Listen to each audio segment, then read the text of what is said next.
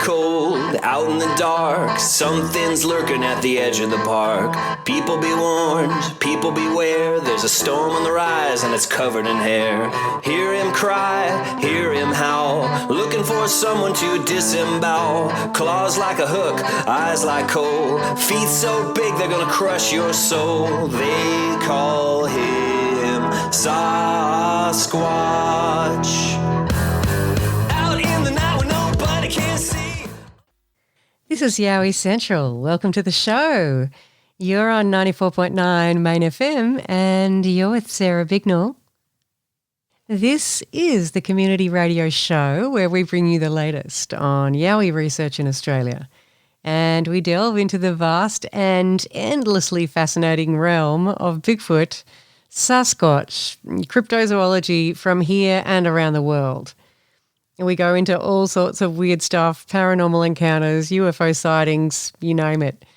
And don't forget, this is a community radio show, which means you are all part of this Yowie Central community and the Main FM community.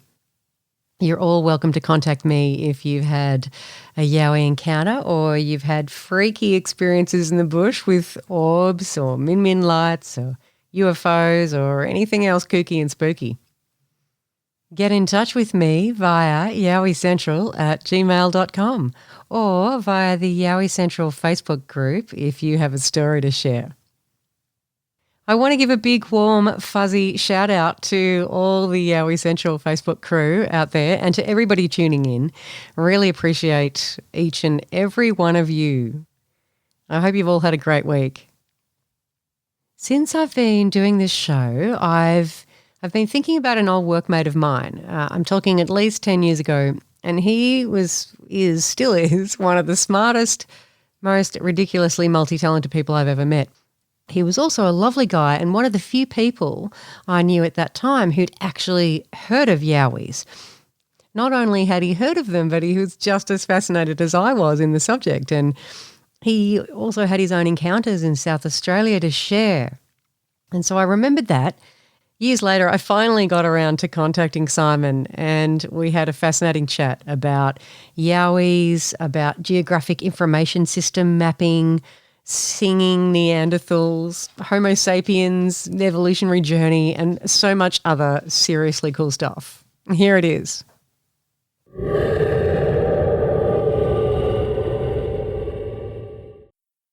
Simon, my friend, my dear old friend, welcome to Yowie Central. Hi, Sarah. We connected many years ago when we were workmates teaching English as a second language because one, we both share a love for Spain and spent time in the same neighbourhoods in Madrid. But also, you were one of the only people I knew who had the same interest in me, same interest as me in Yowies and Bigfoot and stuff like that. And I remember you told me once that you and your mum had kind of separate possible Yowie encounters, and I wondered if you could tell the Yowie Central listeners about that. Absolutely. I mean, I was so pleased when we got onto the subject of Yowies at work, Sarah, because I'd recently become a little bit obsessed with them. It happens. It happens. I was kind of like really interested in early human evolution and Neanderthals and Homo erectus and all those kind of lost subspecies of humans, and I was wondering to myself whether the Yeti actually was lost Neanderthal tribe. So I jumped online, and to my absolute surprise, I found that Australia had its own version of the Yeti, the Yowie. And the more I looked into it, the more I realised that it was a real thing that had been sighted since colonial times. Anyway, so I was jumping into it and learning all about it, and then I kind of remembered something that had happened when I was about 10 years old, living in the Adelaide Hills in a town called Meadows. So a couple of incidences around the 1980s. our neighbour, I lived on a big farm. It actually used to belong to Antarctic explorer Sir Douglas Mawson. Yeah, right. So, yeah, he was an English botanist. Oh no, he was an Australian, obviously, but he had studied botany, and he'd planted all these English trees around this amazing property. So we had an oak forest, and we had pine forests. We had all these different varieties of trees and environments. Beautiful, beautiful property. One of our neighbours across the road had been driving home late one night, and he was in his four-wheel drive, or his ute, I guess, at the time, and stopped because there was a kangaroo, or what he thought was a kangaroo, lying on the road. He got out of the car and just said, very bizarrely, that the kangaroo got up and walked away on two legs. So that was a very odd thing to say. He was, I guess that's the only way he could describe it, what it was. Anyway, are you still in touch with him, or? I actually, because you and I caught up last week and had a bit of a chat, and I tried to track him down. We weren't that close, but I couldn't get in contact with him, unfortunately. But I did want to have a chat to him before today. I'd be interested. I'd love to. If you do ever manage to track him down, I'd love to talk to him. Yes, find out what definitely. Yeah, that'd be cool. Definitely, absolutely. I've sent an email to, I think it's his son, so we'll see if he writes back. Oh, cool. Or if he's listening in. Yeah, he might be. He might be. So then another couple of odd things happened around the same time, but at the time I didn't see them as connected. So the first thing was that my mum was driving home late one night from Meadows to the farm, and she ran out of petrol, unfortunately. So it was only about a 5K walk back home. She thought, I'll just leave the car, and we'll bring the other car tomorrow morning and fill it up. So she cut through the farm, and she came across a very strange scene. And I spoke to her a couple of days ago just to get a fresh version. She said that she saw the sheep in the paddock all backed up against the fence, all absolutely terrified of something that was in the darkness, but she couldn't see what it was. And they were all looking at it, and they were all freaking out. And she thought perhaps it was a fox at the time, but having grown up on farms, she thought there wasn't a fox. But she also got really, really scared and hightailed it back home. So this was around the same time as the hairy man. Then the third thing that happened was I was walking home from a barbecue at a neighbour's place, and where we grew up, the neighbour's place was like 4 kilometres away on another farm. So I got bored. I wanted to go home and play with my Commodore 64. So I decided to walk home, and it was late. It was pitch dark. I knew the way I'd walked that way 100 times before. And suddenly I felt like I was being watched by something. And my heart started racing. I started getting really nervous. And I just bolted home. I sprinted home. I was so terrified. I couldn't say what it was. There was nothing there. I couldn't see anything. But I just had this very, very weird feeling of being watched, and a feeling of panic and dread. It wasn't until later, when I was investigating Yowies, I guess in my 30s, that I pieced these 3 incidences together. And then I went on to the Australian Yowie Research Centre and was just looking at stories, and I came across a story of some Boy Scouts who had encountered a man in a place called Willunga. Now, Willunga, near Kaipo Forest, was about 3 to 4 kilometres away from where we lived.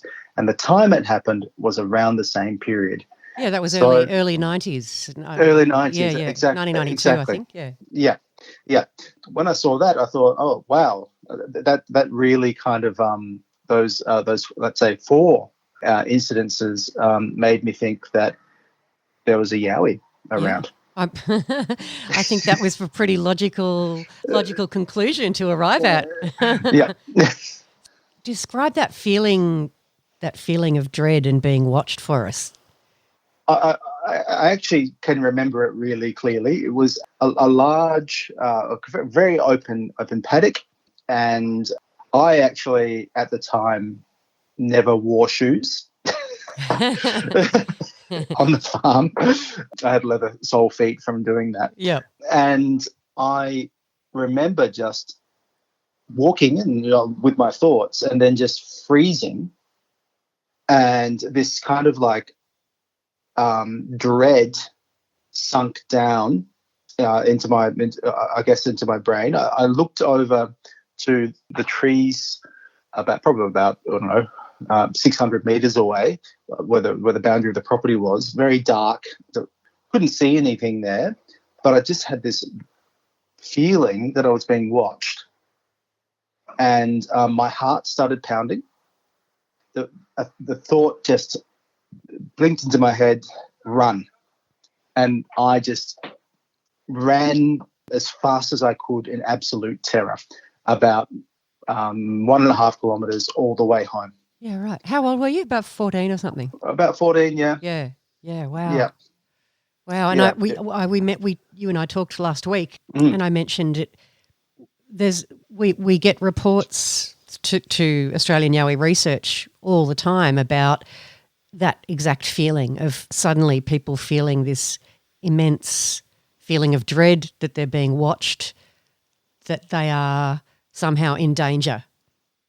And it's, some people relate that to the Yowie potential ability to emit infrasound, which is that extremely low frequency sound that we can't hear with our ears, but that our inner organs and our inner ear is reacting to, and it makes you feel uneasy, sometimes a bit sick, a bit nauseous, but panic-stricken. It's possibly what was happening with you there. Yeah, and I guess for me, one of the telling things is that these 3 incidences, I hadn't connected them at all. I remember them all really clearly. It wasn't until I learnt about Yowies that I saw the connection. And, at 14, I would have been thinking something's watching me. It's probably an alien. Because I was right into space, into aliens and spacemen, or some evil spirit. I was also very much into tarot cards.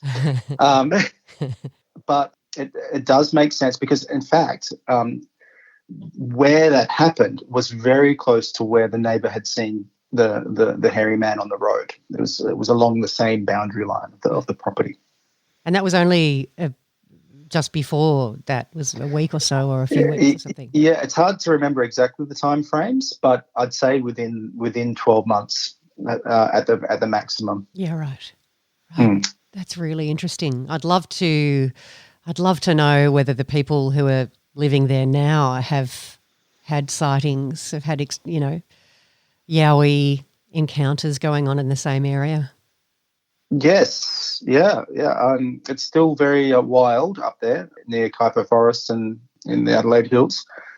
Hasn't been made into a town, or it's still very much in the back roads. I visited there drove past actually last Christmas. It's still very wild. I'll have to put that on my list when we're allowed to go travelling again. Yeah. Saying that from another lockdown in Victoria. Yes. And the other interesting thing is that right next to our property, which was very manicured and beautiful, there were large areas of uncleared bush, like 15 to 20 acres or hectares, blocks of absolute virgin bushland. That hardly anyone goes into. Yeah. Yeah. It hadn't been developed at all. We used to go bushwalking, blackberry picking, but it was completely untouched. Are you still researching Yowies, or are you too busy to research? I think that Yowies are incredible in the sense that it has such a long history. They've been with us since colonial times. There's just so many reports about them, and they just hold this fascination for me, at least, as the great unknown. And as a keen enthusiast of human evolution and the Homo species, like we're the last ones that we know of. You will recall the hobbit that they found in Indonesia, the Homo floresiensis, who lived, I think, up to 10 to 20,000 years ago. Yep. And of course, the Neanderthals, who were around up until 40,000 years ago. So, if you look at the family, the most recent family tree of human evolution, there were times in the not so recent past where we shared this planet with 12, 13 different species of human who may have had language, who definitely used tools and had culture. Wouldn't it be great to meet one? Yes, it so would. Yeah. It so would. Or, what is there a possibility that something like that evolves alongside us in the future? Probably not, because we're such a destructive race. We'd probably kill them all anyway. Yeah. Well, that's, so many people, when we talk about the Yowie or the Bigfoot in the States, there are a lot of people who are into like killing one. Yeah. And I that's the antithesis of why I research. It's so far from my mind, but I'd just like to learn. There'd be so much to learn from another species of human. I mean, chimpanzees were recently reclassified as a part of the human species. Oh, were they? That's interesting. Yeah, it was like 10, or not recently, like 5 or 6 years ago. Yeah, right. So are they Homo They're Homo now, yes. Homo chimpanzeus, yes. Or something like that. We're not the only Homos on the planet anymore. Yeah, but wouldn't that be amazing? I would love to know how their thought processes worked. How Neanderthal man and Neanderthal woman's, how did they think? Did they have a sense of humour? Did they? Exactly, and Neanderthals were an extremely successful species of human. Can't quite recall how long they were on the planet before us, but something like 1 million or 2 million years before us, before modern Homo sapiens actually evolved. And they had tools. They had they practiced burial. They also found no one really knows for sure, but it looks like a bone flute, so they could have had music as well. Wow. Uh-huh. Yeah, culture. Culture, yes. Yes.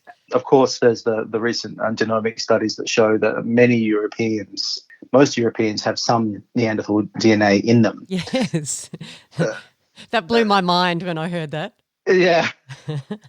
Makes you think that maybe modern Homo sapiens are a bit of a mixed match of different species of prior humans, that genetic mix. Yeah. I guess, yeah. And are we the pinnacle? Are we the last ones, or will we evolve into something else?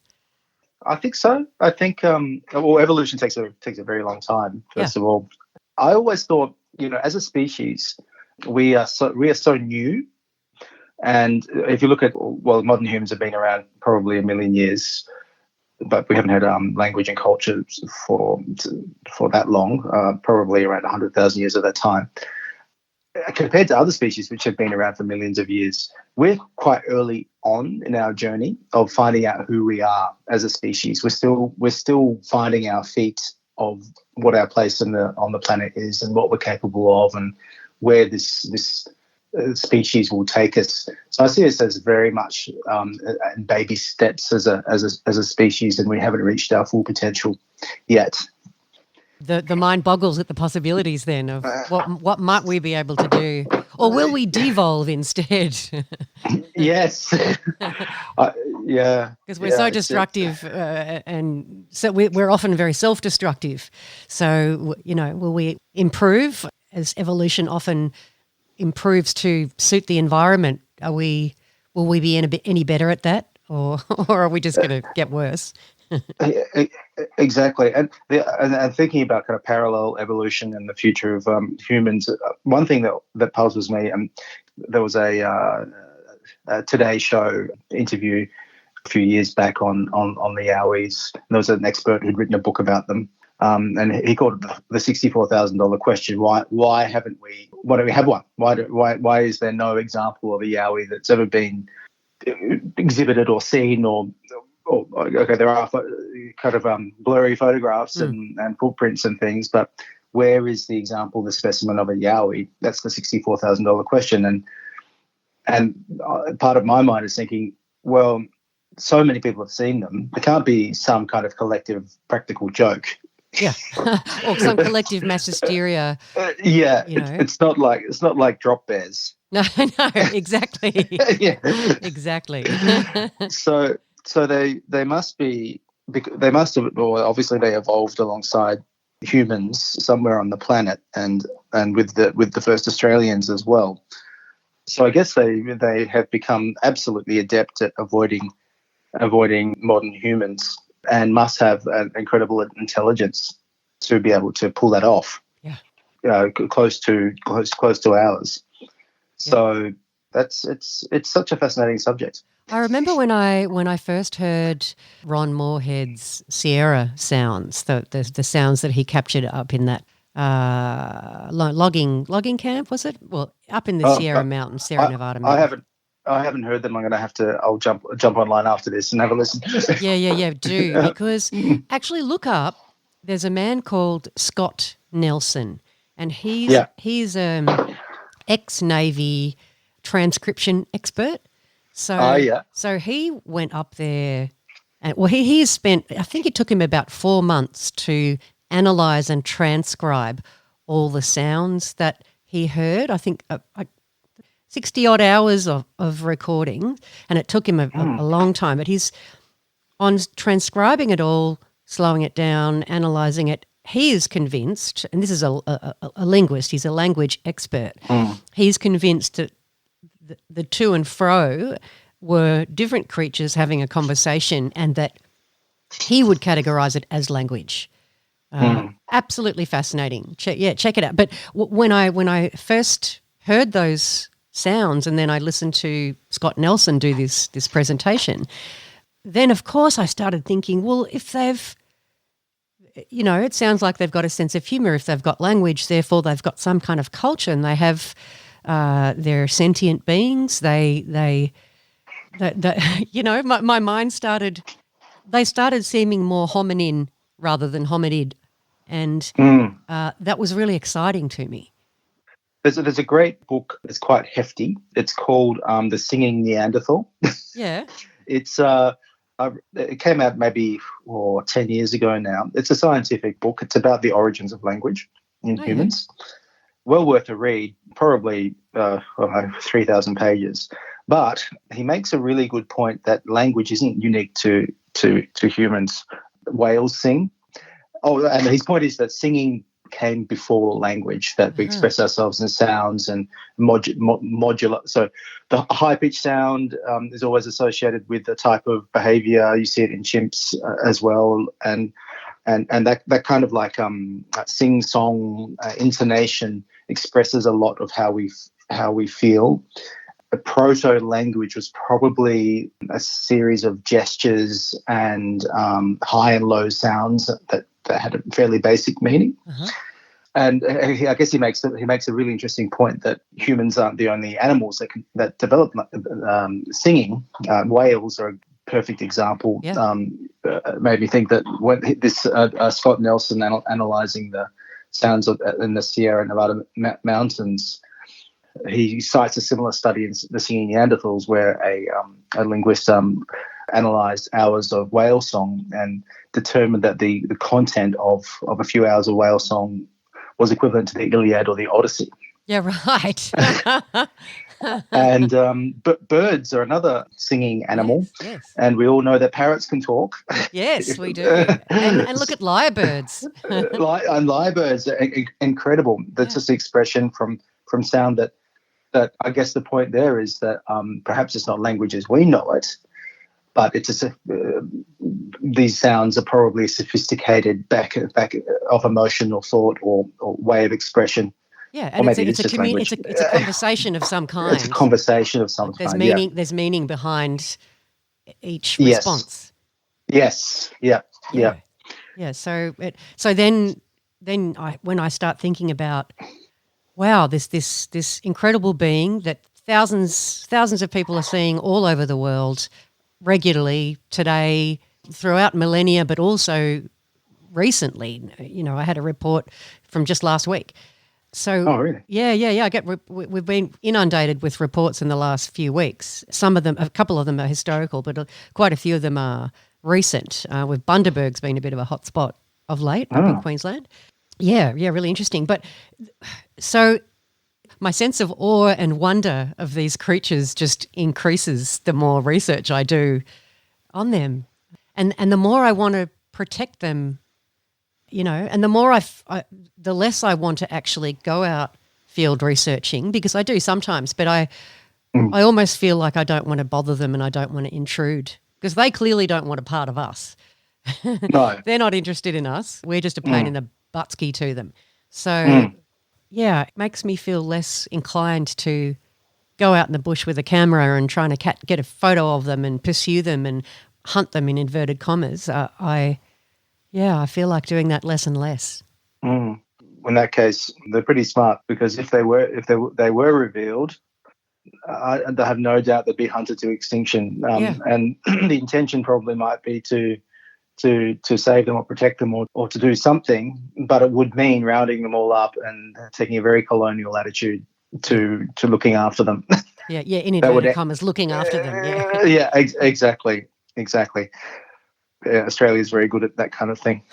Yes, we have form. We have form. That's right. That's right. Is there anything else you wanted to add to our fascinating discussion?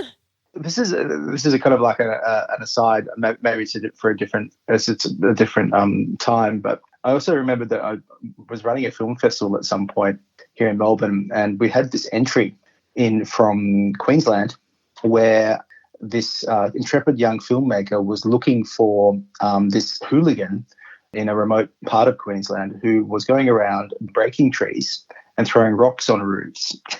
Yeah, right. How interesting. And the whole community thought it was a group of teenagers. And I was looking at that time, I was researching Yowies, and I just recognised it as classic Yowie behaviour. Exactly. But in the video, they actually weren't even aware of it. They weren't even the word Yowie didn't even come up. They just assumed they were looking for this teenager who was wreaking havoc and sneaking into backyards and moving things around, throwing rocks on roofs and running away, breaking trees. Probably the majority of the population it wouldn't even cross their minds. They've either never heard of them, they don't realise that we actually have a creature like Bigfoot here in Australia. Wouldn't even occur to them. Somebody I interviewed recently, a couple of young girls who were chased by one on a beach. Now, it's become it was terrifying, and I believe them. I've spoken to them, and they were just absolutely terrified. But in their community, word's getting around that they saw one, and they're just copying people calling them liars and publicly, being really unkind. God. Yeah, it's really awful. Like, some people are assholes. But anyway, it deters people from coming out with their experiences and their stories, but it also just reflects that large part of the population who have very narrow minds and no idea what's really out there and what's really going on out there. Yeah, I guess it's and the media is the same, and it's the whole $64,000 question. And unless people see a specimen or a very clear photograph or video, or a dead one, yeah, the greater community are not gonna believe it. No. I've reached the point now whereas I only bother talking about it with other people who are interested in the subject, because I don't care. It's not my job to convince anybody. And if someone doesn't believe, they can go and do their own research. I've been researching for years and years. So if you don't expect me to try and convince you, you go and do some research and and see what you find out.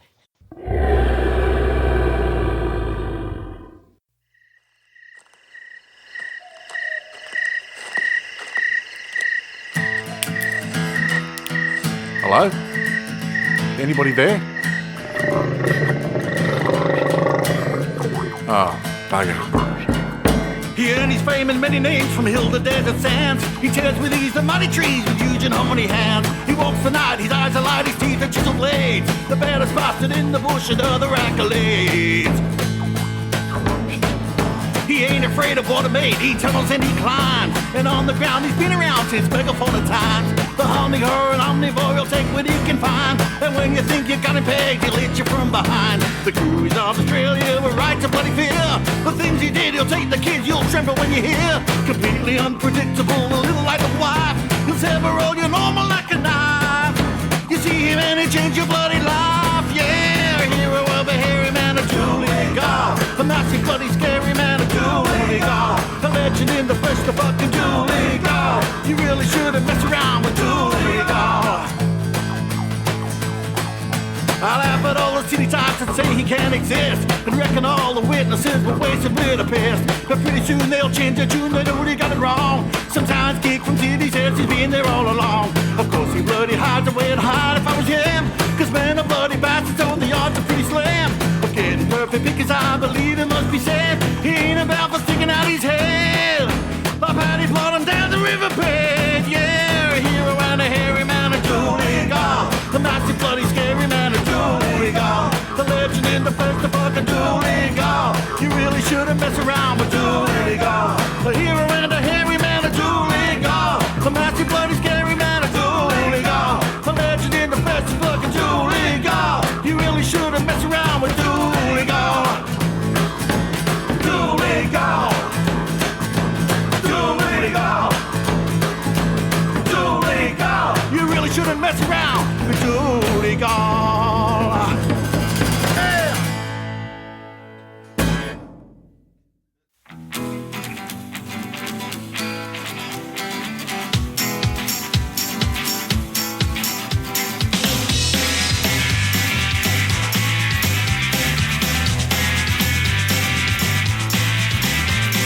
All the single miles a mile, little lies and painted smiles.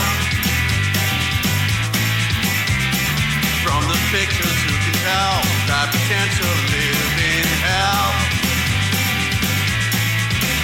Yeah, from the pictures, who would know of all that evil down below?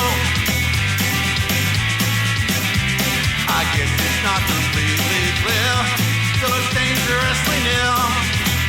Yeah, yeah, get a better day than this day. Straight from Satan, second hand, universal contraband. So by just and very green, all my senses lost their keen. I knew the answer, so I was born about a woman scorned. Very truly I would see that I was sucker number 3. Oh yeah, I need a better day than this day. Yeah, yeah, I want a better day today. Dropped on a knee from the rotten family tree one night. I took the front, came back wounded from the front. She had everything a man never wanted. Guess it from her dream.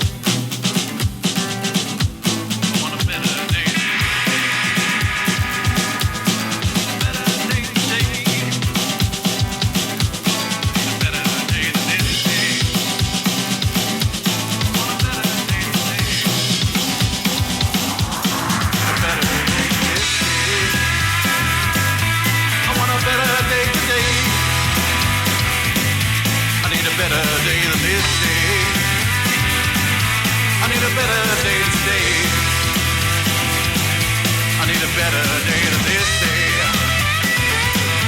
I need a better day today. I need a better day than this day. I want a better day today.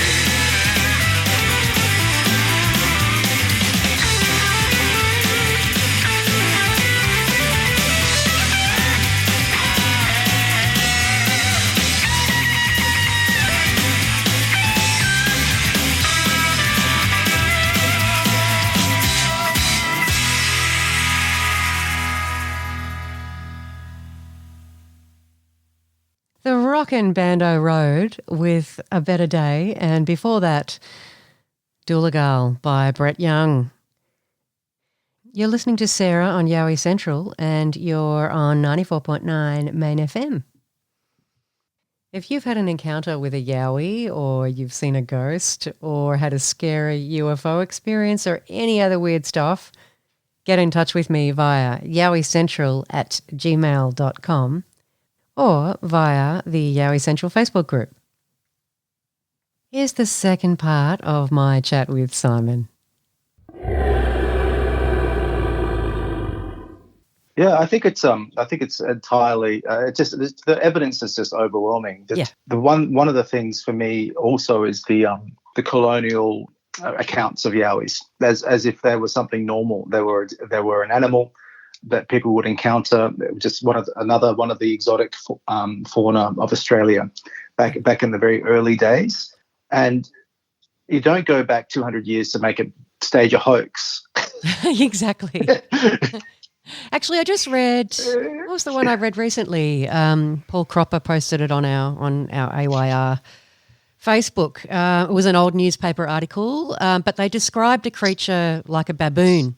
So it's often described as either a gorilla or a baboon, and why would they lie about something like that? Yeah, and the other thing for me is first Australian tradition of the Yowie and the local Dreamtime mythology relating to Yowies. Mm-hmm. They've been around since the Dreamtime. Yeah, I spoke to this lovely Aboriginal man yesterday.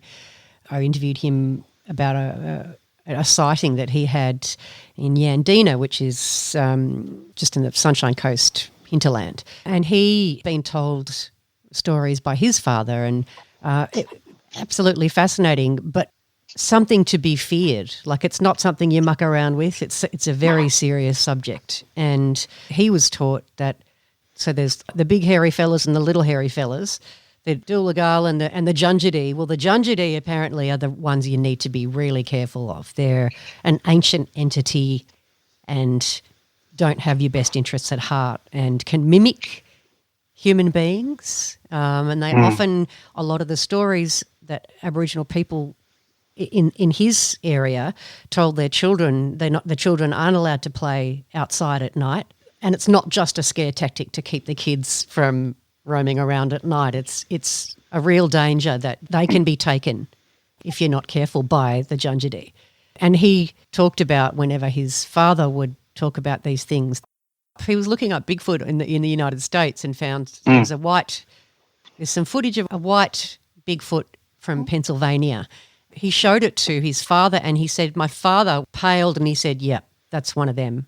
And he was fascinated to find out that there's a similar creature in the States, in fact, all over the world. But his father was adamant that you don't muck around with these things. They're real. They're out there, and they're dangerous. Yeah, I think I've got most of my material is from the Australian Yowie research site, which I highly recommend to listeners. Yes, me too. There's one Aboriginal myth there, which is terrifying, about an encounter in a cave. Read it many years ago. That it was basically like a war, like a confrontation between a tribe and a tribe of humans and a tribe of Yowies. I'd have to dig that up again, re-find it. And there's also a really beautiful creation myth related to Yowies and cockatoos. Oh, really? Yes, and it's about how humans started eating meat.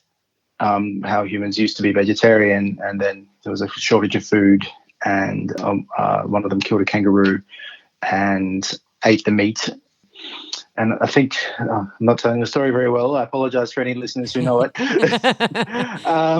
But across the river, there was a Yowie present, and I think the Yowie turned into a cockatoo and flew into the sky and became one of the stars or one of the constellations. I'll find the story and I'll send you the link, Sarah. Yeah, I'd love to. If you've got a web page for the show, it's a beautiful story. Yeah, actually, send it to me. Send me the link. I'll look it up and maybe I can tell the story on the show. That'd be nice. Yeah, it's a beautiful creation myth with Yowies in it. Yeah, it's interesting. I've heard now from a couple of different Aboriginal people. Some of the big ones are like guardians of the bush, guardians of the land, and good ones. But then there are some really bad big ones as well, and apparently the bad ones have a really bad stench of sulphur and rotten meat. So the good ones smell, but they don't smell that sulphuric smell that so many witnesses describe of that awful stench that makes you feel sick and feel like throwing up. And in fact, the fella I spoke to yesterday talked about how the big ones with the pointier heads, with the cone head shape, are the really bad ones, and the ones that have got a rounder, more man-like face and head are the good ones. So that's interesting too. I hadn't heard that before. We get reports of both of those shaped of the head. We get cone head shapes and round heads, but I hadn't heard that his belief was that the pointy head ones were the evil ones. Oh, it's good to know if you encounter a Yowie, the first thing you should take notice of is the shape of its head. Exactly. And its odour. And its odour, yes. If it's got a cone head and it's smelling like sulphur, skedaddle out of there. Yeah. So are there any ideas about what happens to them when they die? What happens to their bodies? Why is there no fossil record or no? Go on. Well, from what I understand, one, it's unusual to find the bones or the remains of any dead animal out in the bush because it's picked apart by predators pretty quickly anyway. There is another theory, though, that I've heard, that they bury their dead. One as perhaps a respect part of a ceremony, but also perhaps as a way of avoiding human beings coming across them. But it would make sense to me if they are as intelligent as many people believe they are, and that they have language, that they have culture. Why wouldn't they have that same respect for their dead, and that they bury them? Or that they're trans-dimensional creatures, and when they die, they disappear from this dimension. I don't know. I wish I had all the answers. Yeah. But that's two of the theories that I've heard, and it really is unusual to find remains of dead animals in the bush. Anyway, they don't stay there for very long. Decompose, predators. There's pretty good evidence that Neanderthals buried their dead. Right. There you go. So that would be an example of a different human species practicing burial. Yeah. Exactly. So it's not completely far fetched. And Australia's a big place. It sure is. Yes. I mean, how long were they looking for those poor backpackers that were murdered by Ivan Milat in the Belangolo State Forest? I mean, there could be any number of other victims out there that will never be found. I've got a friend who works as a geologist for the South Australian government, and her lifetime job is to go prospecting just to make a map of the geology of South Australia. They won't finish in their lifetime. Oh, wow. What a fun. That'd be fun, though. What a great job. It would.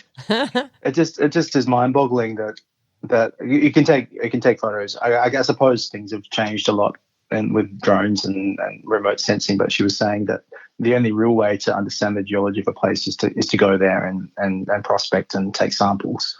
Yeah. And she was saying that South Australia has basically it's done maybe like a fifth of it or 10th of it. It's so much. It's so massive. It's hard to kind of get the scale of it. I was kind of thinking also one thing that fascinates me is the whole concept of a hide where they live. Yes. Because they've been discovered, haven't they? The hides. Well, yeah, some people believe they have, absolutely. Areas where they've bedded down or caves where it appears that a large meat-eating creature has bedded down. Yes. Yeah, So, cave systems. It's a theory that I've heard over in the States and here in Australia is that they move around and live in the many deep cave systems that we have. right. Of course, with their excellent eyesight, I guess it does get pretty dark in caves, though. Yeah, well, yeah, but they can see in the dark from what I've heard, so it wouldn't be a problem, I don't think. No. I sometimes think then that's feasible, but how, caves are notoriously difficult to move around in. There's big caverns, but there's also very tiny little, narrow passageways and things. If we're talking about a really large creature, not every cave system is going to be able to accommodate the size of a creature like that. So that's right. If it has a large opening, that's something that humans would most definitely stumble across and find. Yeah. So who was it? I think it's David Paulides who did Paulides, I think they said over in the States, an American detective who's spent years doing this project called Missing 411. I think it's the Can-Am project, I think he's called it. But he's investigated all the hundreds of missing people from national parks that have gone missing in very mysterious circumstances. And he's sort of got a map and pinpointed a lot of those disappearances, and it weirdly correlates with places in the States where there are extensive cave systems. So, in the United States, that could be a way that they're moving around if it correlates with cave systems. That's an interesting thing to keep in mind. So, out of curiosity, has the research centre ever embarked on a GIS, a geographical information system, to plot the sightings on a GPS accurate map? No, I don't think we have. We've certainly got an interactive map on our website with icons all over the map of Australia, and you just click on each particular place and the report comes up. But we don't have an accurate. It's not an accurate. What did you call it? A GIS, a geographical information system. Yeah, no, we don't have that. But that would be fascinating, wouldn't it? It's not really a new area. I'd say it's coming into its own in the last 15 to 20 years. And this is the concept that a lot of data you can't really make sense of unless it's on a map, which we all know for sure. Yeah. But rather than just having a map of Australia and pointing out, where all the 7-Elevens are, the concept of GIS is that you pull in large amounts of data from every single type of source. So one layer of data would be Yowie sightings. And then another layer of data might be, if you're interested, pulling in all the water systems or cave systems on top of that. Yes. Or you might be interested in looking at rainfall patterns, or you might be interested in looking at tourist attractions, or you might be interested in looking at streets or highways or buildings. So you can quickly analyze visually and match up different sources of data to see if you can recognize patterns. It just occurred to me it might be an interesting avenue of research to pursue. Yeah. So how do you go about that? Is there an app that you can use to create? Yeah, there is. There's an open source program called QGIS. That's Q for Quince, GIS. It's kind of like Photoshop. You have layers and you drag things in. It can read satellite images. It can read CSV files. You can plot stuff onto a map. Maybe after the call or after the interview, I'll forward you on some information about that. I've spent a few years honing my skills in. Oh, that would be fantastic, because there's other things. That would be amazing. My mind is now thinking of all the possibilities. Yeah, please do send me some links on that, and I'll look into it, because that would be really useful for us. Definitely. It just occurred to me that it would be interesting to look at some of the geological or human settlement patterns and the sightings and national park boundaries, and there's really a lot of stuff you can do with GIS. We often have sightings around goldfields.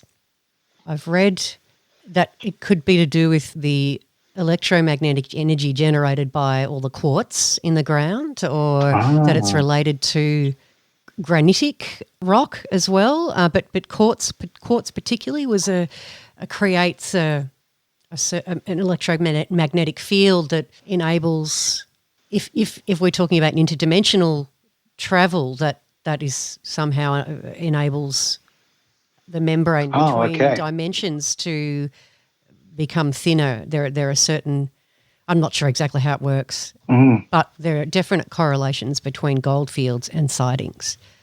Oh, really? Yeah. So it'd be interesting to analyse the geographical makeup, geological makeup, I should say, of certain areas with sightings as well.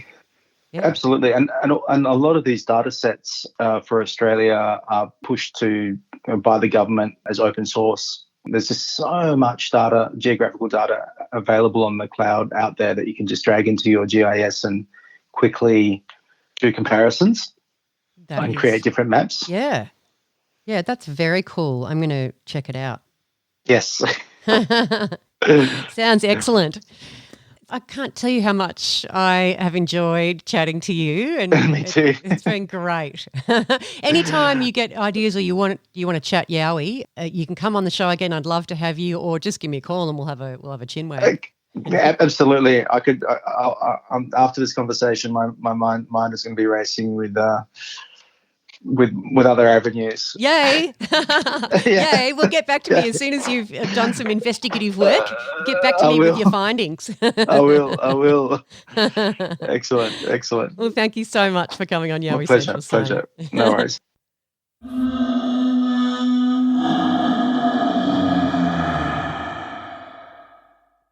And that's all we've got time for this week, folks. Yowie Central will be back next week. Same time, same place on 94.9 Main FM. I'll catch you next week. Out in the cold, out in the dark, something's lurking at the edge of the park. People be warned, people beware, there's a storm on the rise and it's covered in hair. Hear him cry, hear him howl, looking for someone to disembowel. Claws like a hook, eyes like coal, feet so big they're gonna crush your soul. They call him Sasquatch. Out in the night when nobody can see, under the darkness behind the tree. Is he a monster? Is he a man? Is he a demon under Satan's command? Hear him cry, hear him howl, looking for someone to disembowel. Claws like a hook, eyes like coal, feet so big they're gonna crush your soul. They call him Sasquatch.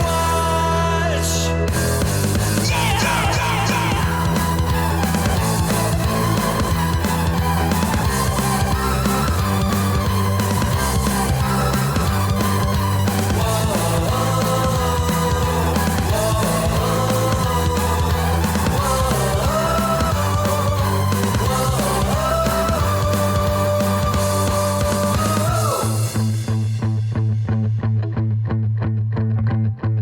You might be rich, you pretty young thing, better hide the glint of your diamond ring. Your fancy jacket won't be worth a dime when you're sucking the blood right out of your spine.